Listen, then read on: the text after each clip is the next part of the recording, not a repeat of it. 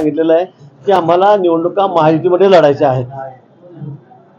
जिथे फारच काही ताणाताणी असेल किंवा जमतच नाही त्या ठिकाणी आम्ही मैत्रीपूर्ण त्या ठिकाणी निवडणुका लढू असं यापूर्वी आमच्या नेत्यांनी जाहीर केलेलं आहे.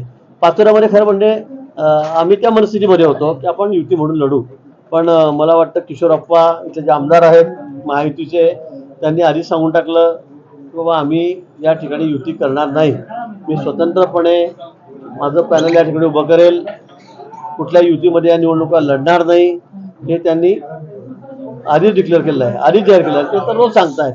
तर त्यामुळे मग आम्हाला आता लढावं लागणार आहे भाजप म्हणून आता आम्ही ती तयारी केलेली आहे. आज आमच्या कार्यालयाचं उद्घाटन या ठिकाणी झालं आणि आम्ही आता कामाला लागलेलो आहोत.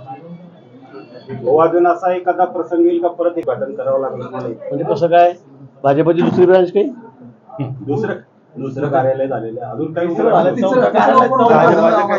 मला कळत नाही आता कोणी कार्यालय उघडावं न उघडावं त्याचा प्रश्न आहे इतर पक्षांचा. आमच्या पक्षाचं कार्यालय आम्ही तर भाजपचे जातो, आम्ही तर काही वेगवेगळ्या पक्षाच्या कार्यालयाचे उद्घाटन करत नाही कधी. याच पक्षाचं म्हणतो आम्ही, याच पक्षाचं अजून कोणी दुसरं कार्यालय उघडेल का? आता आम्ही सगळे जण एकत्रित आहोत. आमचे तिथले तिघे नेते आहेत जे वेगवेगळ्या पक्षातून आलेले आहेत. ताई उभाटातून आलेले आहेत, दिलीप भाऊ आहेत ते या ठिकाणी राष्ट्रवादी काँग्रेसमधून आलेले आहेत. आम्ही सगळे एकत्र आहोत. आता आम्ही भाजप म्हणून लढणार आहोत. भाजपमध्ये असे 2 कार्यालय झाले तरी असं होणार नाही. यावेळेला एकच कार्यालय आहे, एकच कार्यालय राहील आणि यातून आम्ही पूर्ण ताकदीने या ठिकाणी ही निवडणूक लढवणार आहोत. पाचोरा असेल, भडगाव असेल, नगरपालिका असेल, जिल्हा परिषद असेल, पंचायत समिती असतील. शेतकऱ्यांच्या बाबत एक प्रश्न होता, तुम्ही स्वतःचा जो वार्षिक पगार आहे तो दिला केलंय की भाजप माझ्या विरोधात पक्षात घेऊन माझी अंत्यसंस्काराची तयारी करते? असं नाहीये. मला वाटतं आता सगळीकडेच चाललेलं आहे. आता जे तुमच्या पक्षातून आम्ही घेतलं असेल तर गोष्ट वेगळी आहे.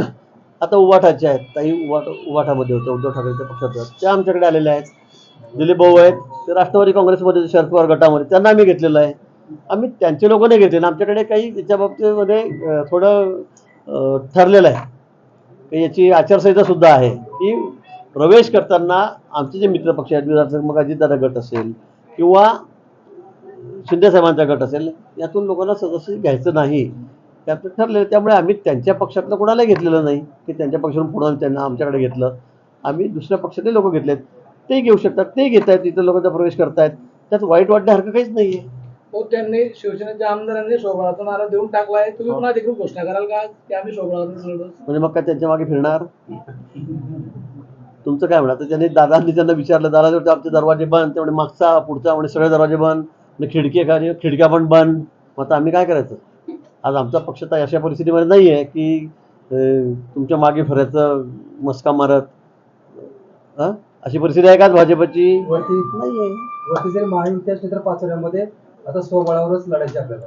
मला वाटतं पुन्हा सांगेल की आमच्या नेत्यांनी सांगितलं की आपल्याला महायुतीवर लढायचं आहे, पण काही ठिकाणी टोकाची भूमिका असेल, काही ठिकाणी होईल, पण अजून काही इथेच नाही राज्यामध्ये, अजून काही ठिकाणी अशी परिस्थिती आहे किंवा जमतच नाही आहे, वेगळं लढायचं. मग काही ठिकाणी अपवादात्मक परिस्थितीमध्ये असा निर्णय घेतला जाईल, पण शक्यतोवर आम्हाला महायुतीमध्ये लढायचं आहे. भाऊ, अमोल शिंदेंनी असं म्हटलं की आपण दिलीप बाग जे आहेत त्यांच्या डोक्यावर पेटा ठेवला आहे, म्हणजे नगरपालिकेची जबाबदारी त्यांच्याकडे देणार आहे, तसं एक वक्तव्य केलं आहे. आमच्याकडे प्रोसेस आहे. आमच्याकडे असं मी आलो, मंगेशदादा आले, अमोलने सांगून टाकलं. आता हा त्यांचा निर्णय असेल. आपलं त्यांचं प्रेम आहे एकमेकांवर सगळ्यांचं तिघांचं, त्यामुळे ते एकमेकांना आग्रह करतायत, ते ठीक आहे, काही हरकत नाही, त्याचं मनाचं मोठेपणा आहे. पण इथे आमच्याकडे प्रोसेस आहे, फॉर्म भरला जाईल, इंटरव्ह्यू घेतले जातील आणि त्यानंतर मग आमचं जे सिलेक्शन बोर्ड आहे ते त्यातून निर्णय घेईल.